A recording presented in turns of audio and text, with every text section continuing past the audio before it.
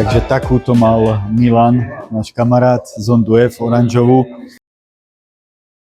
Počas cesty do Pagani sa nám podarilo zistiť jednu veľmi zaujímavú vec a to je fakt, že jedna z Pagani zond F, ktorá bola registrovaná na Slovensku a ktorú mal náš kamarát Milan, tak momentálne tá zonda skončila v Pagani múzeum a je tam vystavená ako ich stála expozícia.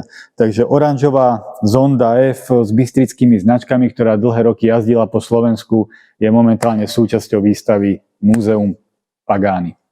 Majiteľ tento zondy bol náš kamarát Milan, ktorý nám aj sprostredkoval stretnutie v Pagani a málo kto vie, že tento človek mal až 3 zondy.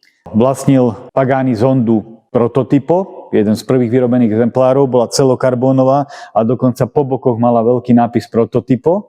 A ďalej vlastnil zondu F, túto oranžovú, ktorá momentálne stojí v Pagani múzeum ako stála expozícia a zároveň ako posledný kus, ktorý vlastnil, bola zonda Finale Edition, jedna z posledných vyrobených kusov v striebornej farbe, ak si dobre pamätám. Takže takáto zaujímavá zbierka bola na Slovensku a keď chceš vedieť, aké boli začiatky firmy Pagani, ako sa kupovali prvé autá, koľko stáli, určite príď na Slovacar Festival, lebo Milan bude čestný host. Každý deň v podstate s ním urobíme nejaký rozhovor, kde ho vyspovedáme a kde sa dozvieš takéto zaujímavé fakty, ktoré málo kto na Slovensku tušil. Vďaka Milanovi máme v múzeu aj túto Lanciu Stratos Zero a taktiež Mosler. Takže už podľa tých aut, o ktorých hovorím, vidíte, aký ten človek bol fajnšmeker a aké chuťovky vlastnil. Popýtame sa aj na iné autá, ktoré mal počas svojho života. Takto nejako to začalo, čiže zonda F, prvý model.